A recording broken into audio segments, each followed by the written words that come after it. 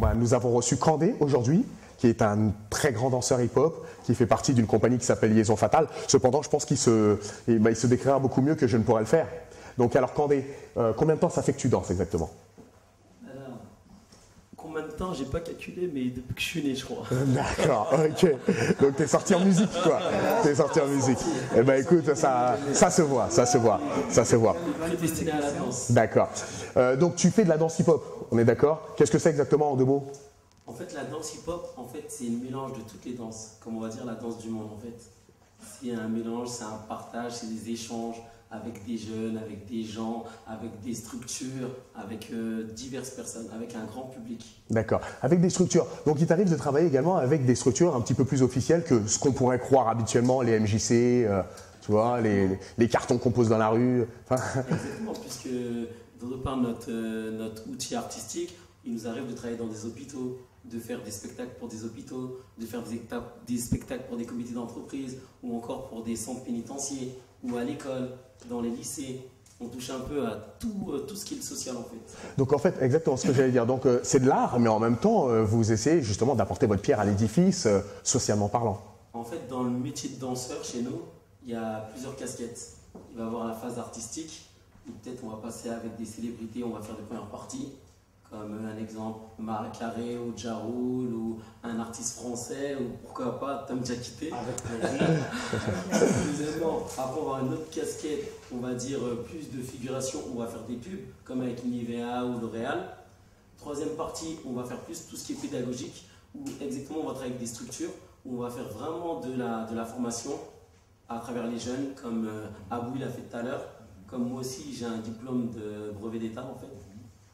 Et donc avec tout ça, on va concocter notre petit show et on va le vendre à plusieurs opérateurs. D'accord. Eh bien pour illustrer un petit peu ce que tu viens de dire, on va aller à l'extérieur parce que bon, on a pu voir que ce que tu dis s'avère vérifiable et vérifié. Où est-ce que nous sommes, Kandé? Là actuellement on est dans une journée porte ouverte avec la RATP avec lequel justement on organise des stages de danse où on encadre des enfants en fait, des enfants issus de la RATP. On fait des stages pendant toute l'année et ça tourne sur toutes les tranches d'âge en fait. Donc là je vois que c'est assez grand, il y a plein de chapiteaux. Qu'est-ce qu'il va y avoir? Il va y avoir des spectacles? En fait il va y avoir des spectacles, des démonstrations, des spectacles sur les danses du monde, sur le hip-hop, sur toutes les différentes cultures de la culture urbaine en fait. Que ce soit le DJing, que ce soit le rap, que ce soit le graphe, que ce soit même la capoeira ou même l'afro aussi, ou des percussions. En fait, tout ce qui a vraiment rapport avec les cultures urbaines. Et toi, qu'est-ce que tu vas faire précisément? Précisément, moi je suis professeur de danse, donc moi je suis plus hip-hop, mais on va dire aussi j'ai des variations sur les danses du monde. À quel type de public tu enseignes?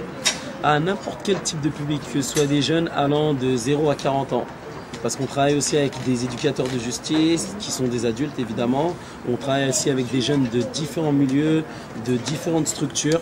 Ça touche vraiment toutes les structures, que ce soit en milieu hospitalier, que ce soit en localité territoriale, que ce soit même des projets d'échange avec d'autres pays. Ça tourne assez partout.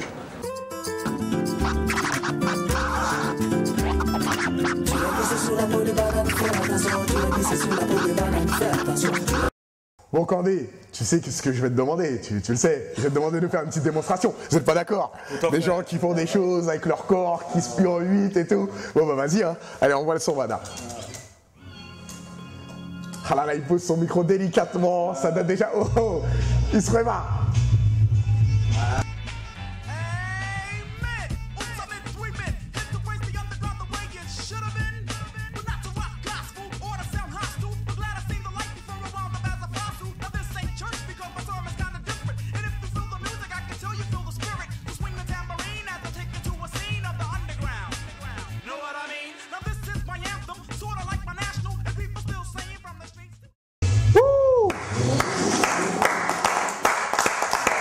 Très fort, très fort. Ah ouais, là vraiment je suis impressionné, Pas une goutte de sueur, rien du tout, nickel. Tu sens encore bon, excellent. Non, c'est très fort, c'est très fort. Au-delà de toute cette performance, eh bien il y a des choses qui sont très intéressantes au niveau de ta structure, c'est que tu as monté une association, ou plutôt tu as monté un événement qui s'appelle Humanitaria. Explique-nous un petit peu ce que c'est.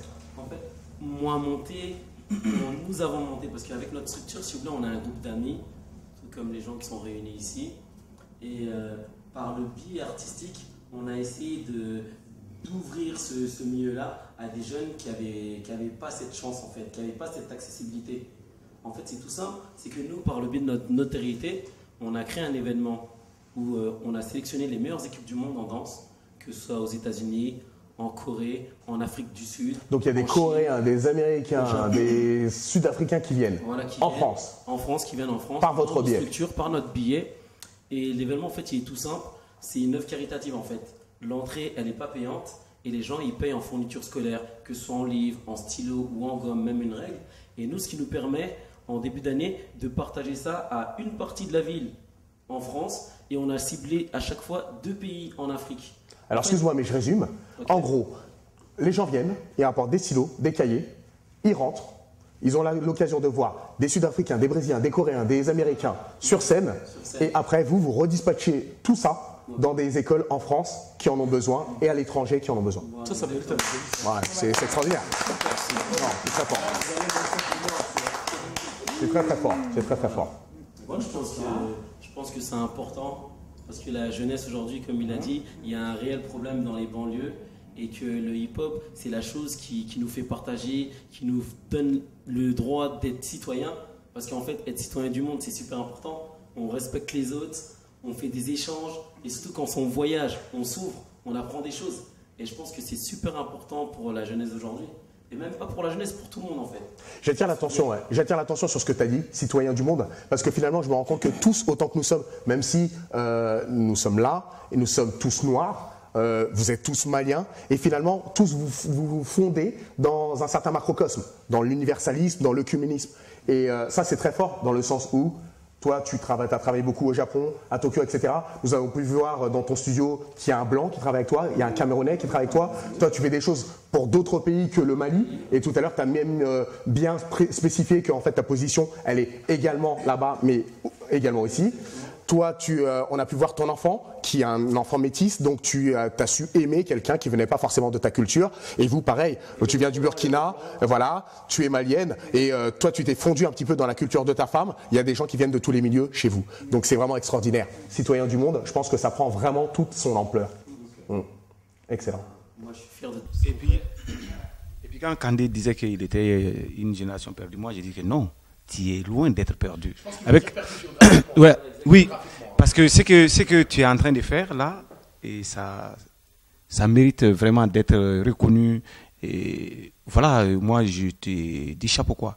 Et puis avec tout ce que tu sais faire, je pense que tu es armé pour gagner ta vie mais bien quoi, avec ton corps. Voilà. Juste rebondir que j'étais pas tout seul. On est un collectif quand même. On fait rien tout seul de toute façon, c'est clair. Mais c'est un état d'esprit qui vous unit. Un ensemble de groupes voilà, qui fait qu'on est propulsé à faire des bonnes choses comme ça. D'accord. Et je pense que c'est super important de mettre le pied sur des actions comme ça. Bien sûr. Ça valorise vraiment. D'ailleurs, on va voir des images.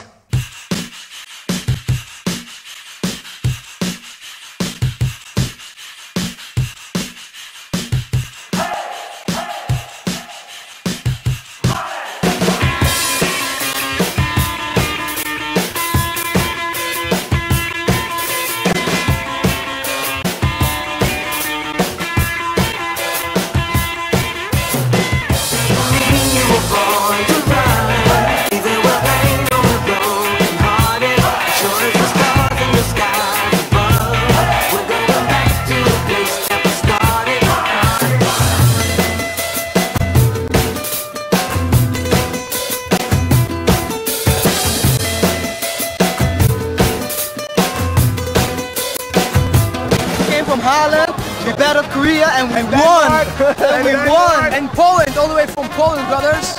Yeah, yo, still do put this on the trailer! Yeah! Oh, friends! I love the country! Pokemon! I love them! From the bottom of my heart! I like them! Family! And all the people in France! I love you! Voilà, 7ème édition, franchement impeccable, comme les 6 dernières. Franchement, j'ai qu'une chose à dire, on n'a pas besoin de faire payer les gens pour leur donner du plaisir. Aujourd'hui, ils ont eu pour leur cahier et leur stylo. Nous sommes de retour, c'est extraordinaire, c'est incroyable, il y a une ambiance de dingue. Ah non, vraiment, je suis époustouflé, vraiment, c'est très très fort.